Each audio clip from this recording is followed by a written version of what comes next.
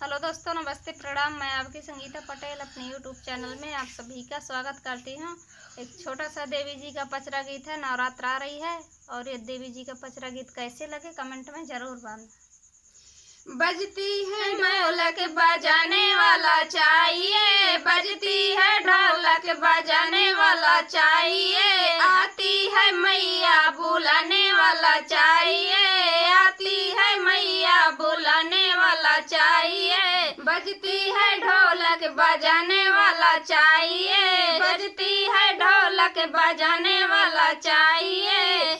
बच्चों से कभी मैया रूठे भी जाए, बच्चों से कभी मैया रूठे भी जाए, मानती है मैया मनाने वाला चाहिए, मानती है मैया मनाने वाला चाहिए, बजती है ढोलक बजाने वाला चाहिए, बजती है ढोलक बजाने वाला चाहिए।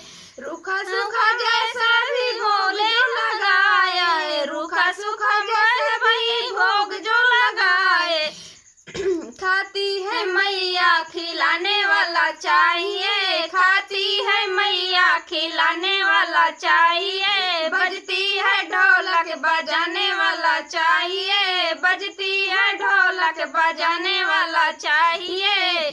मैया के हर दम भरे रहते भंडारी, मैया के हर दम भरे रहते भंडारी, भरती है झोलियाँ भराने, भरती है झोलियाँ भराने वाला चाहिए, भरती है झोलियाँ भराने वाला चाहिए, बजती है ढोलक बजाने वाला चाहिए, बजती है ढोलक बजाने वाला चाहिए, बजती है ढोलक बजाने वाला चाहिए।